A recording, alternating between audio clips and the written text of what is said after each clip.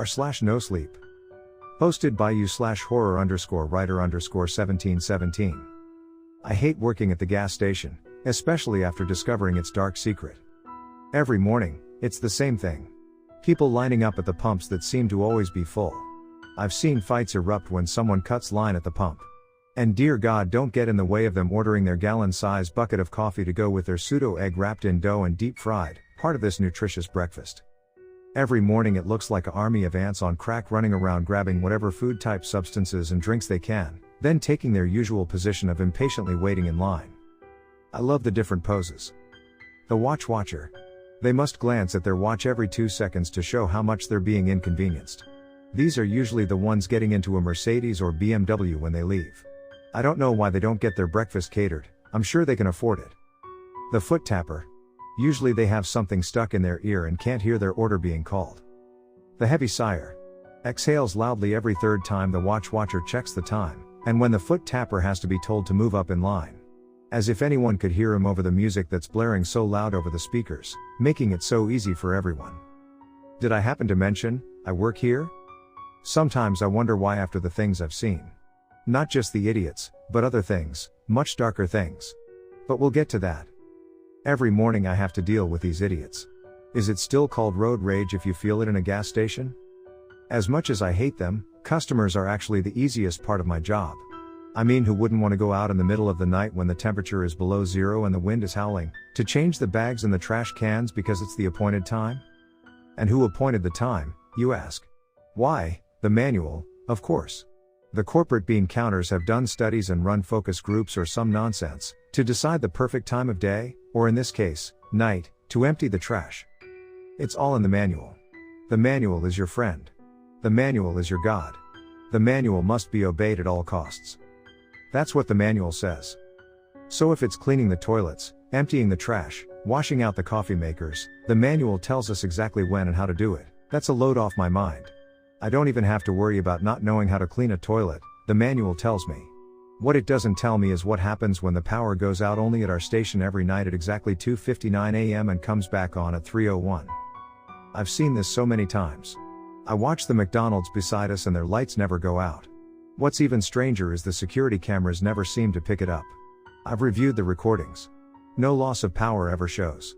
What has happened is somehow the timestamp on the video suddenly shoots from 2:59 to 3:01 like those 2 minutes never existed. The corporate techies call it a glitch and tell me to ignore it. The rest of us don't mention it. Not if we know what's good for us. But I know why it happens. I don't tell anyone for fear of being sent to. Is it corporate who keeps us shaking in terror at the potential of letting outsiders know what happens during those 2 missing minutes every night? Yes and no. It's something much closer, much darker, something that could. I guess the best way to describe it would be to tell the story of Kenny. I know, when I first heard his name I did the famous line from South Park, "Oh, no, they killed Kenny." It used to make me chuckle. I don't do that anymore. He started working here around 5 months ago. Wow, has it really been that long? Anyway, he was just another goofy teenager starting his first job after high school. Not that I was an elder scholar or anything. I only started here a year before Kenny did. He was fun to work with and we instantly became buddies. We loved to goof off during the night shift. Most nights it was just us working together. The place was usually dead from midnight until 5. We would rush around to get all our chores done so we had some free time. More than once we got into chicken nugget battles which would have us cleaning up right before the morning rush help came on. We found out exactly where the cameras could and couldn't see and hid from them while we held our battles. We became so good at it that the night security guys would call and ask where we were. Yes, the corporate bean counters monitored us night and day. Big Brother was always watching. More than once we discussed the option of tearing down the cameras and visiting corporate headquarters to shove them. Well, in some very interesting and anatomically uncomfortable areas of management's collective persons. But as for what happened to Kenny. We were having one of our nuggets battles when Kenny gave a shout. I went over to see what was wrong and found him holding his cheek. He said something sharp hit him. I told him I was just throwing nuggets when he looked down and found the offending object. He picked up a nugget that was broken in half, but there was something sticking out of it. We looked and there was what looked like a woman's diamond engagement ring. We debated back and forth how it could have gotten lodged in there when Kenny pulled it out and found the meat perfectly formed around it. "I don't think it got stuck in there," Kenny said. "I think it was processed this way." That would mean I said. That someone was accidentally processed in the meat machine. Are we sure it was an accident? Even as the words came out of my mouth, I knew how ludicrous they sounded. That kind of thing only happened in the movies, didn't it? Kenny's eyes locked on mine and I could tell he was thinking the same thing. I looked up and saw that we were in the camera's view. Stick that thing in your pocket, quick, I said. Kenny obeyed and we went about cleaning up as usual, but I could tell it was bothering him. Forget about that thing, man, I told him. It was just some weird coincidence. How many chicken nuggets have you eaten from this place? He said with a haunted look in his eye. I thought for a moment, knowing the answer was much higher than I wanted it to be. In fact, thinking about the ring and the potential source for the meat in the nuggets made me feel ill. Doesn't matter, I won't be eating any more. What about that poor woman and her family? What about her? I said, my eyes nervously darting toward the nearest camera. Doesn't she deserve more than that? What do you want me to do? Hunt down her family and tell them where we found the ring? Kenny's eyes lit up. That's exactly what I'm going to do. Count me out of that, man, I said, hoping it would be enough to give him second thoughts about it. He shrugged and went about his cleaning duties. But from that moment on, he changed. Every time he was on break he would be looking things up on his phone. More than once I glanced over and he was looking at missing person sites and making notes on ones that were in the area. The longer he investigated this, the less he was interested in anything else. I swear it was like he was slowly turning into a zombie. All he did was stare at his phone and make notes. One day I came in the break room and he was just sitting there motionless. His eyes were open but focused on some point off in the distance. It was the creepiest thing I'd ever seen. You okay, Kenny? I said. He slowly turned toward me like some possessed doll. I'm fine. Okay, I said. I know who she is. Who is? The woman whose ring we found. Okay. Who is she?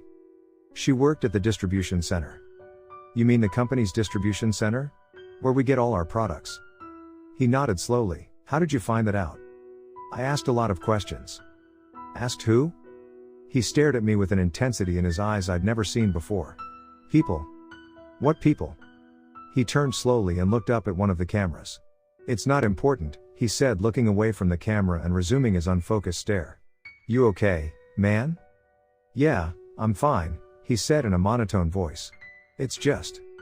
I waited for a long moment for him to finish his sentence, but he just sat there like someone had hit his pause button. Just what? I said.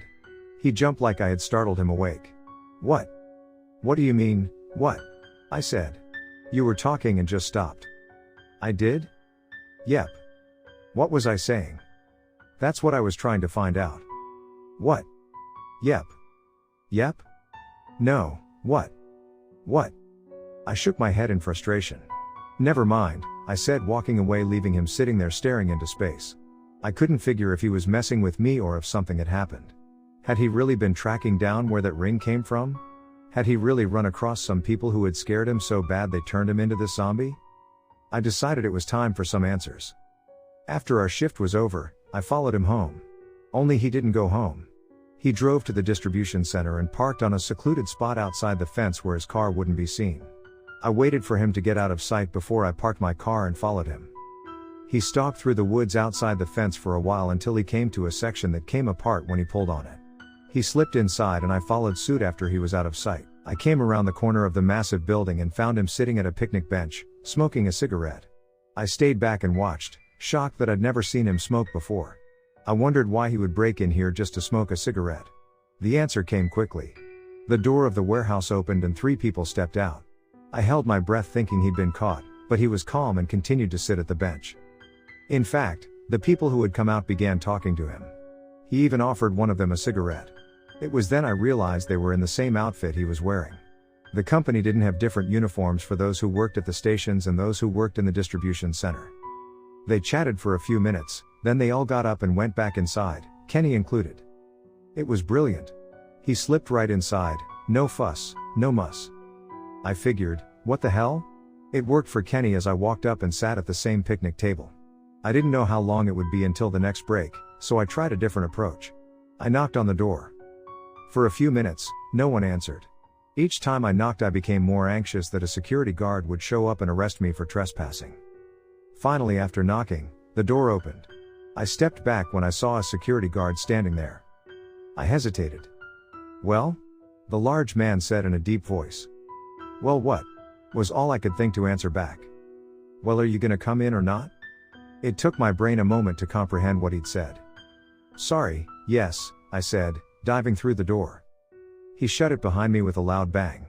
It sounded like my doom. I knew he was onto me. He was just getting me inside so he could contain me and I couldn't get away. I stood there, vapor locked, unable to move for fear of what the guard would do. He stared at me, his eyes boring into mine as though sucking every secret out of me. What do you think you're doing? He said. Don't know what you mean. Yes you do, he said, folding his arms in front of his massive chest. No, I promise, I don't know anything, I said, hoping my knees wouldn't start knocking. All right, enough of this, he said. I started to shake. I'd never been to prison. In fact, I'd never gotten in serious trouble in my life. And now, here I was, breaking and entering. Even though I didn't really break, I just knocked and entered.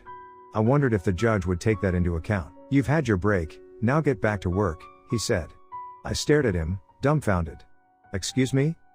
You heard me, the company doesn't pay you to stand around, get back to work. Yes, sir, I said, feeling the weight of a prison sentence lift from my shoulders. I took a step then stopped. Which way is it to where they process the chicken nuggets? The guard rolled his eyes. Freakin' newbies, he muttered. Follow the red line. He pointed at the floor where several different colored lines ran down the middle of the hallway and disappeared into the distance. Thanks, I said, quickly following the red line away from him. It led down a long hallway and right up to a large set of double doors that read, processing. I looked left and right, but there was no sign of Kenny. I stepped in through the double doors to a huge room full of conveyor belts. I looked around, but it was impossible to tell anyone apart when they were wearing hairnets and face masks. I hadn't made it 2 steps until I heard. What do you think you're doing?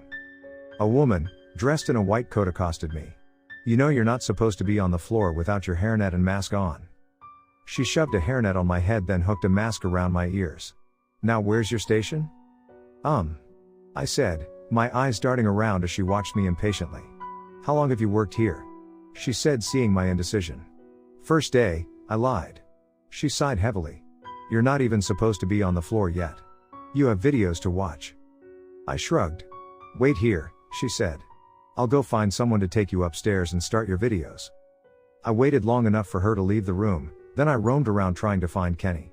I walked past line after line of people sorting through chunks of meat, tossing aside parts that weren't usable, or at least weren't usable for the main product. The bad parts were tossed into plastic bins. As I walked by, I saw some interesting things in the bins. There were little pieces of shiny objects, dark blobs I couldn't identify, rocks, loose change, and I swear I saw a finger. As I passed, the people on the line took a second away from their work to shoot me nasty glances. I guess having someone stare over their shoulder who wasn't a supervisor was taboo. As I walked by, someone grabbed me and pulled me over to the line beside them. What the hell are you doing here? Kenny hissed. Looking for you, I said. Okay, you found me, now get out of here, he said, going back to sorting. Not until you tell me what's going on, I said, standing beside him and sorting pieces of meat. If I promise to tell you everything later, will you leave? I hesitated. My curiosity had been piqued. What the hell is going on here? I said, tossing a piece of rotten-looking meat into a bin. He sighed. Later. We can't talk about it now. I grimaced, knowing that he wouldn't let me in on the secret.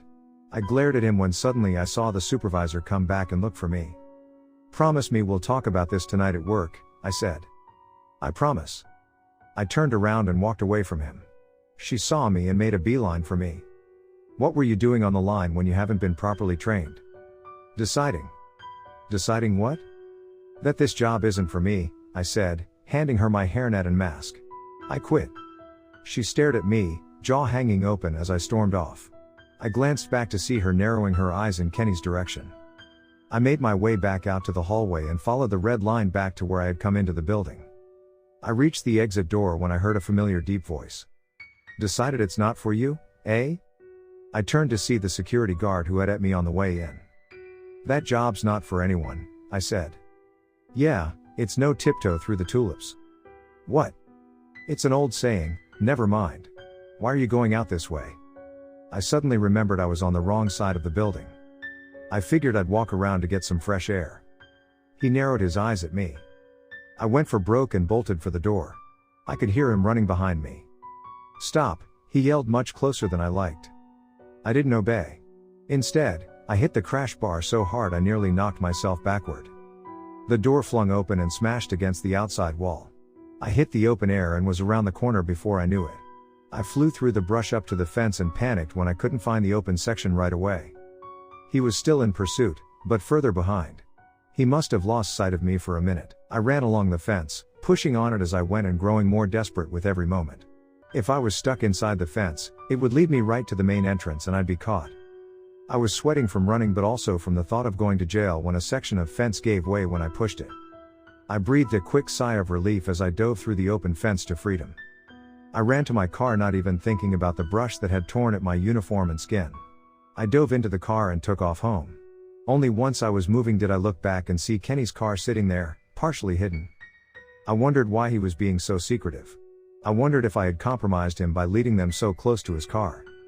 As I drove, my breathing returned to normal, followed by an adrenaline crash. I barely made it home and fell into bed. When I woke, it was dark. I jumped up in a panic, not sure where I was until I banged my foot off my nightstand and screamed in pain. Once I could breathe again, I leaned over and turned on the light. It bathed the room in an eerie glow that made me think someone was here. I looked at the clock and realized I was late for work. I didn't have time to change, shower, or anything.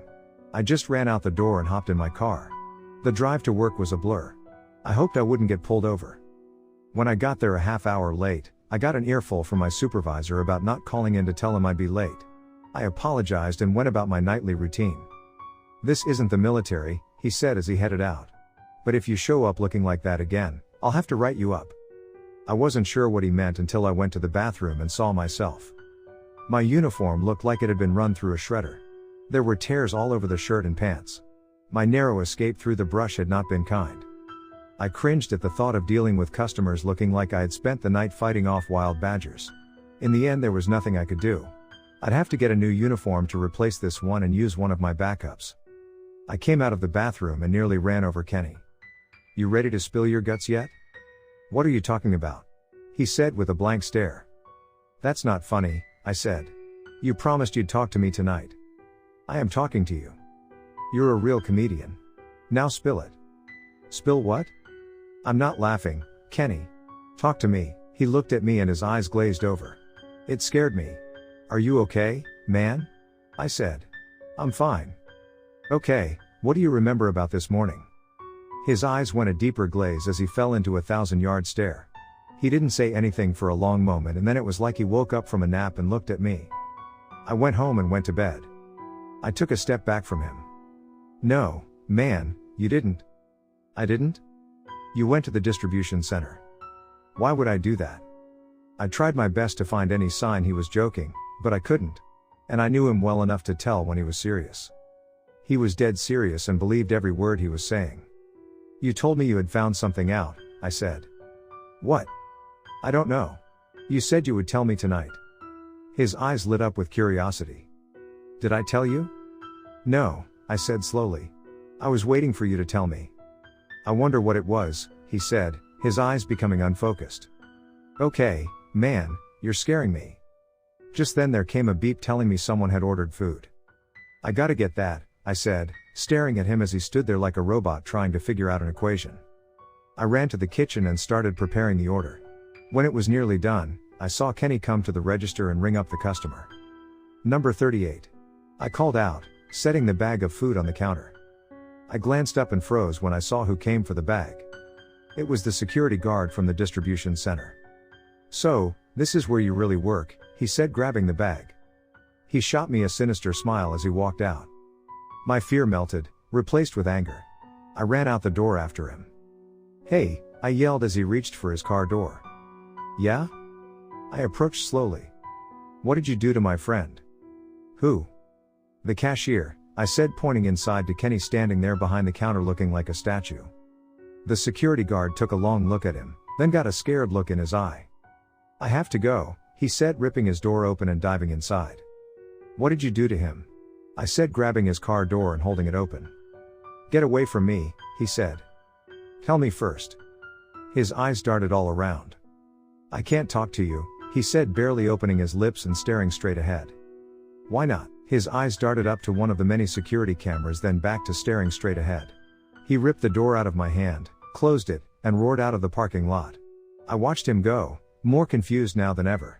I slowly looked around and for the first time realized just how many cameras were aimed at the parking lot. I went back inside and did my job for the rest of the night, trying not to let my eyes drift up to any of the cameras. I kept my eye on Kenny too, watching for any stray glances out of character, anything that would tell me he was joking. I didn't see one all night. The longer he went, the more scared I became. When our shift was over, I offered to drive him home, but he said he would be fine and drove off looking like a robot zombie. I wondered if he would make it. I tried to sleep that day, but I couldn't get my mind to shut down. It hadn't been 2 weeks since Kenny had found that ring and started his quest for the truth. I got out of bed having slept maybe an hour and dragged myself to the bathroom when there was a knock at my door. I answered it and there stood the security guard. "What are you doing here?" I said through bleary eyes. "Can I come in?" "I don't know, are you gonna arrest me for trespassing?" "Should I?" I started to close the door. "No, I'm going to tell you what happened to your friend." I stopped and reopened the door. He stepped inside, giving the place a quick once-over. "Okay, so what happened?" He asked too many questions. "What do you mean?" He sighed. "I've worked at that place for a while now, and one of the things I've learned is you don't ask questions." "I don't get it." "He showed up about a week or so ago. He just blended in and started working on the line. Next thing I know, I'm hearing workers talk about someone causing trouble. I narrowed it down to your friend and tried to talk some sense into him, but he wasn't having it. That day that you pulled your escape act, they pulled him in and had a discussion with him. And that's what made him go all zombie on me?" "You don't get it," the guard said. "They drugged him." "What?" "They have this drug they use that slowly eats away your brain until there's nothing left." "Wait, they're killing him?" "That's the way it works." "But why?" He looked around the room as if searching for something specific. "Do you have an Alexa or any other stuff like that?" "No, just my phone." "Give it to me." I hesitantly handed him my phone and he proceeded to remove the battery. "If they find out I'm telling you this, I'll be next." "Telling me what?" "The chickens." "What about them?" "They aren't chickens." "What the hell are you talking about?" "They have a system. They drive unmarked white vans out into the streets, round up homeless people and take them to the distribution center. Once they have them there, they give them a much more powerful dose of the drug your friend is on. It kills their brains within hours. Then they process what's left." I stared at him for a long time. "So, you're saying the chicken nuggets aren't chicken?" I ran to the bathroom and vomited in the toilet. When I came back out, he hadn't moved. "That can't be real," I said. "That's horror movie stuff. You might be surprised how much stuff you see in movies that's secretly real." "So, you're saying my friend was poisoned?" He nodded. "Because he asked too many questions." He nodded again. "Then why is he still alive?" "I don't know. Maybe as a warning to you." "Me?" "You were there too. That's how they work. They can get to you anywhere. They can slip it into your food or drink. They can mail you a letter with the drug on it. They can slip it on your car's door handle. It isn't just street people they grab. Protesters, whistleblowers, anyone who threatens their business. Do you know how many people disappear in this city every day?" "No." "Let's just say they process a lot of chicken." "What about all those workers? Wouldn't they know it wasn't chicken?" "They give them a lower dose, just enough to keep them from asking questions." I looked around the room. "Okay, where's the hidden camera?" His eyes darted around. "What camera?" "The one for the reality show or whatever you and Kenny are in on to prank me." "You don't believe me?" "I don't believe you." He hung his head. "I stuck my neck out to come warn you." "Well, I appreciate the warning," I said sarcastically. He turned and walked to the door. "Just keep an eye on your friend," he said, opening the door. "And watch out for white vans." He closed the door behind him. It was nearly time to go to work. I shook off the thought that was clinging to the back of my brain. What if he was right? I showered and dressed and made it to work on time.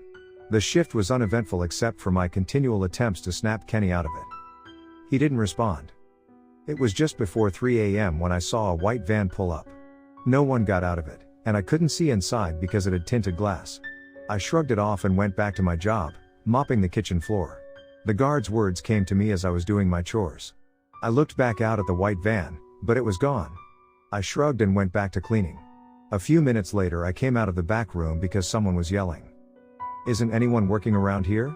An angry man raged at the counter. "I'm sorry," I said. "The cashier must be in the bathroom." I took care of him, then went on a mission to find Kenny. In his condition he could have wandered off somewhere or gotten stuck in a closet. 20 minutes later, I was frantic. I hadn't seen hide nor hair of Kenny. I was even tempted to check on the roof, but the access ladder was still locked. It was starting to get busy, and I didn't have time to search for him anymore. Between cooking and running register, I was falling behind by the second. I had a lot of irate customers by the time day shift came in and bailed me out. I was so far behind I stayed for an extra hour just to help them catch up. After my shift I went to the supervisor. "I'm worried about Kenny," I said. "It's not like him just to disappear like that. Maybe he got sick and went home without telling you." "Maybe, but then why is his car still here?" He looked at the security monitors and sure enough, Kenny's car was still sitting in the employee's parking lot. "That is weird. Tell you what, if he calls in I'll give you a call." "Fair enough," I said, yawning. I drove home and fell into a deep sleep. When I woke, I felt more refreshed than I had in days. I went into work that night expecting to find Kenny there laughing at me for falling for such an awesome prank. He wasn't there. Instead, I had someone from day shift who had volunteered to work overtime. For 3 days, Kenny didn't show up. On the 4th day, I got a surprise. In the morning I was making food orders when I called an order number and the guard walked up to take his food. "Hey, have you seen Kenny at all?" I said. "I'm sorry, do I know you?" he said. "Ha ha, very funny. Seriously," I said, leaning closer. "Do you think they did something to him?" "Who did what to who?" I looked into his eyes and let go of his bag of food. He had the same vacant stare Kenny did just before he disappeared. "You have a good day now," he said with a smile before walking out. I suddenly felt surrounded and alone at the same time. I glanced up at one of the cameras. As its mechanical eye stared back at me. I stopped questioning what happened to Kenny. Deep down, I knew. They towed his car out of the lot. I don't know where it went to. Maybe there's a corporate car crusher for the vehicles of their victims. The worst part is they continue to get away with it. I wish there was some way I could prove what I know. But I can't. Without going into the distribution center and getting evidence, I've got nothing. I keep coming to work for some reason. I've started looking for another job. I've written this all down in hopes that someday someone might be able to use it. That they would read this and look in the right place to discover this horrible truth. I've been feeling more tired lately. Maybe it's just knowing about this horrible thing that's happened and having no way to stop it. I wanted to write more of what I remembered in my journal, but my thoughts seemed to slip away so easily. It's been a few days since I've written anything. I think. Or has it been a few weeks? I keep getting thirstier for soda. I'm glad the company lets us have free soda when we work. I keep looking up at the cameras for some reason, but I can't remember why. I read the words on the page but don't remember writing them. I see a white van pull up. It must be a customer. It's nearly 3 in the morning. I hope they come in before the power surge.